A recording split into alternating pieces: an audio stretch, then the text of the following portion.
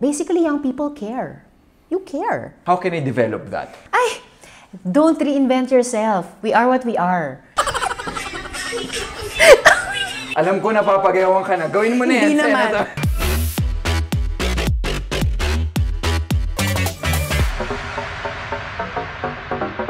What's up, everybody? This is Enchong Dee, your friendly budgetarian, and today we have a special friend!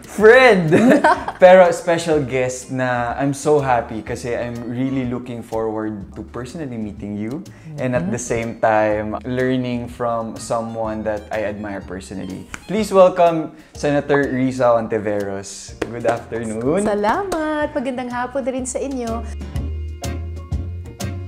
My first question actually is about mental health because, correct me if I'm wrong, pero kasi, Senator, the way I see it, yung normal na pamilyang Pilipino, sa tingin ko, ang uunahin kasi nila, yung pang-araw-araw nilang gastusin, yung pang-araw-araw na pagkain. Kaya budgetarian, right? It's yes. survival too. So kung ako yung kasama dun sa pamilya na yun, bakit ko kailangang isipin yung mental health ko, yung mental health issues ng pamilya ko, if I need to think about ano yung susunod namin kakainin sa hapagkainan. Pero alam mo, that question really has to make us think. Kasi alam mo, Enchong, it cuts across all classes pala. And I think it's because for too long, parang hinati natin yung survival means only economic survival. Pero paano yung emotional, yung psychological survival? Sabi nga ng mga mental health advocates, there's no health without mental health. Yeah. So it's all tied up with each other. Well, halimbawa ngayon, pandemic, di ba? Sabi ng surveys, dumadaming nagugutom, dumadaming nawawalan ng trabaho. Nakaka-stress talaga yon. So that really, I think, adds to the numbers, Enchong, ng mga nakakaranas ng anxiety, even depression. I don't know if I'm right, pero hindi kailangan maging magastos yung approach sa mental health issues. Personal na experience na masasabi ko lang is as simple as asking, kamusta ka? Yes, diba? exactly. That human touch of not presuming that the person na mukhang masayahin ay okay. But also it starts with ourselves. Kailangan alagaan din natin yung ating mental health. The most personal approach na tinanong sa akin ng kaibigan ko was, how can I pray for you? Ang ganda. Diba? Diba? And that's a life-saving step. Sobra. Diba? Kasi when I got that, nag-reflect ako sa sarili ko and then I realized na, wala naman pala masyado. So I just answered, just pray for our country. Oh my gosh. I know more and more young people like you, Enchong, generation nyo, you're doing that. So maraming salamat. Because we really need it these days. Diba? Yeah. Kailangan. I totally agree with you. And at the same time, nakakatawa because that's actually my second question. Okay. What do you think is the strongest character of Filipino youth today? I think it's the same for all generations. Generation ng every time na the country was going through a process of change at ang daming young people na naging involved. Basically, young people care.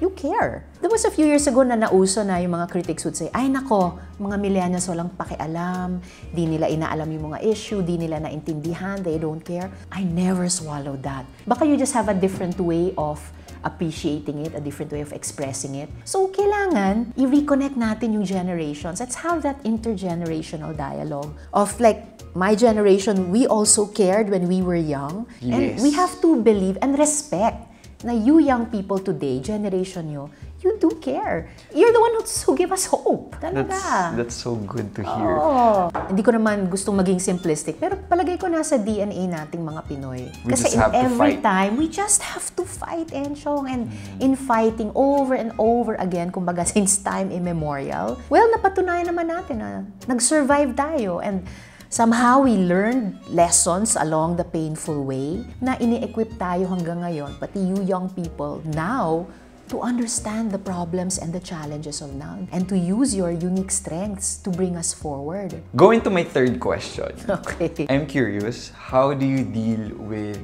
your kasamahan, especially sa Senate? How do you approach it in such a way na, okay, I have to respect them even though we have different points of views and perspective on how to make this country better? Oo. Lagi kong iniisip na Kasi it's bawat mahirap. isa Mahirap minsan, may po. mga araw na mahirap. I'm sure ganun din pakiramdam nila sa akin Yeah. on certain days. I just try to keep in mind na lahat tayo mga tao. So, I just try to always keep standing on that basic minimum of respect. Kasi kapwa-tao, ganon. Because the thing that I really, siguro I admire about you is your calmness. Yung pagiging kalmado mo. How can I develop that? Ay, don't reinvent yourself. We are what we are. I'm just going back sa mental health. Nakakatulong ba na i-redirect mo yun? Because during yung start, yung height ng ECQ sa Metro Manila, I couldn't help but really focus on the socio-political issues of our country. And it really drained me. So I have to redirect my attention, my thoughts, and nakatulong siya sa mental health ko. It helps, no? It helps. Una-una kasi we acknowledge. Like, you acknowledge na, Yes. oh my God, I'm so concerned what's happening to our societies, to our politics. Then, yeah, we can redirect kahit a part of that energy dun sa generating more positive vibes and parang percolating new ideas and, you know, feeling happier again. With practice, it becomes less effortful. Parang mas effortless, mas naturalesa mo na. Since you're very conscious, alam mo, you know, really what you think about things. And that's so important. Never lose that, you young people. Tapos you're so in touch with what you're feeling. Para sa akin, that's the most important part of being human, diba? Yeah. Before graduating college in De La Salle University, yung ginawa kong thesis, how can we avoid corruption sa Philippines? Wow. Which is weird because it's such a Dissertation massive, exactly. massive. Hindi yan thesis, dissertation na yan. Yeah. So isa dun sa mga suggestions na binigay ko was to modernize and digitize yung taxation and the budget allocation of the country. Is it possible? Is that doable? All the taxes will go to this account and then lahat yun dediretso na dun sa, okay, kailangan ng semento, kailangan ng waiting shed ng walang pangalan. Kailangan At walang letrato. walang letrato. Yung mga ganong bagay. Is that possible? It is certainly possible. The technology will just be the tool or the avenue. Because but your idea behind it, yun yung political will na kailangan to set up such a kind of system. Maybe one step backward is sana maging progressive yung taxation system natin. Yes. Diba? The technology will ensure na kung ano yung inaprubahang maayos na budget ng Congress, dun at dun lang talaga pupunta. And the reports to the Commission on Audit will be generated para mabantayan, ma-audit talaga bang maayos na ginastos iyan. At the same time, we change the structure and the system, pero we also keep challenging ourselves as people na tayo rin magbago. So it needs to work hand in hand. Yeah, it needs to work hand in hand. At the same time, I want to ask, if you have the power to grant a wish for our country, what will it be? Ang wish ko sa bansa natin, kung carry ng powers ko, kung ako'y isang Diyosa, mag-snap out na tayo sa hypnosis sa authoritarianism. Sana ma-inlove ulit tayo sa demokrasya. I mean, it sounds like a highfalutin word to some people, pero so ito na yung best na pwede natin gamitin to organize our society. Sana ma-inlove tayo ulit sa demokrasya. Not just those grand, big production events na kailangan laging people power revolution. I mean, fantastic. But yung demokrasya na ordinaryo araw-araw, maging natural lang sa citizen. Let's make it a common practice. Common practice! As citizens. Tapos parang ordinary expectation lang natin. Good governance, di ba? Kapag ako naman tinatanong ng tao, I will always say na bumalik tayo sa pagiging Pilipino. Set aside mo kung anong kulay mo. Set aside mo yung relihiyon mo. Set aside mo yung political affiliations mo. Yun din, oo. Ano tayo as Filipinos? And it all goes to love and respect and kindness. See, it takes a young person like you to have that freshest take on anong wish natin kay Inang Bayan. There's a question that Make-A-Wish wanted some answers from us. Right. What do you think is the impact of granting wishes to critically ill kids? Because I know that you granted wishes. Yes. Kasi naalala ko Enchong, when we were kids, like, until now, you know, we make wishes when we blow the candles on our birthday cake, make a wish, then the tooth fairy will grant it. I have wishes to Santa Claus, no? For those who believe in him. There's just something magical, I think, about the act of wishing. Tapos yung hope na baka mangyari to. And those times in life, kasi meron naman, that the wishes come true. Oh my God! Unforgettable. Parang, di ba, biglang, there's some snap that happens and we feel that anything's possible. You know, the God or the universe loves us, and if it's meant to be, no matter how parang sa ngayon mukhang imposibleng mangyari, that it can really happen. And you know, I've found kids, sila yung pinakamalakas ang bilib. Diba? Childlike faith. Exactly! Yes. Childlike faith. Alam mo, that's one of my favorite expressions. Really? Yeah, yung mga bagay na pinaniwalaan natin nung bata pa tayo. And completely we hold on to it. Hold on to it. Yeah. Even as we grow older. Yung faith na, you know, no matter how dark it seems, you know, pwede tayong umahon sa crisis or pwede akong gumaling talaga.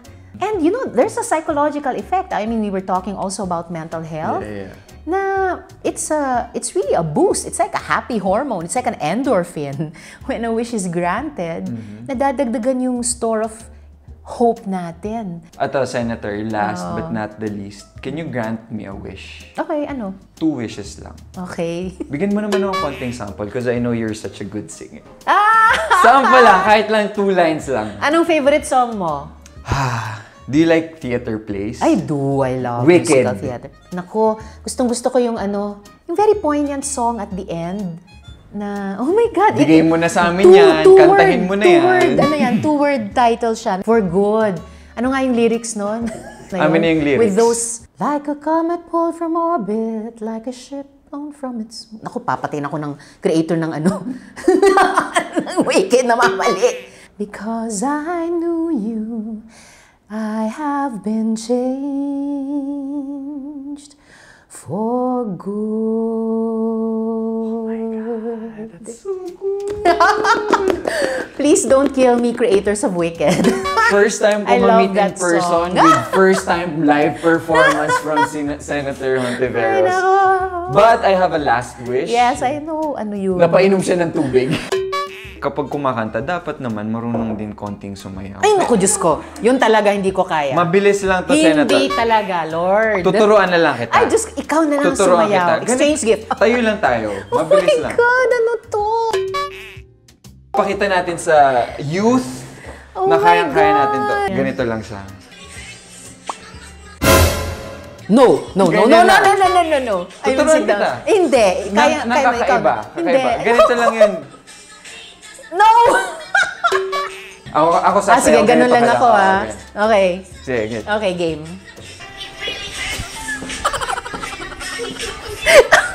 Alam ko, napapagayawan ka na. Gawin mo na yan, Hindi naman. Senator. Hindi, nakatayo talaga ako. Thank you very much. Thank you very much for doing Salamat. this. I'm so happy. Ako rin, thank you. I hope this won't be the last. It will not. I'll continue to support your work and the work of Make-A-Wish Foundation. Thank you very much. Yeah, mabuhay. So guys, there you go. I hope you enjoyed our conversation with Senator Risa Hontiveros. Let's give a round of applause. Don't forget to follow us on all our social media accounts. Shout out to all our frontliners. Meron po ba kayong gustong sabihin sa mga frontliners? Oh my God, mabuhay kayo. Kapit lang. Kaya natin ito dahil sa inyo. Oops. Yes, thank you very much. I hope you guys are staying home and staying safe pa rin. I will see you again. Bye-bye. Bye.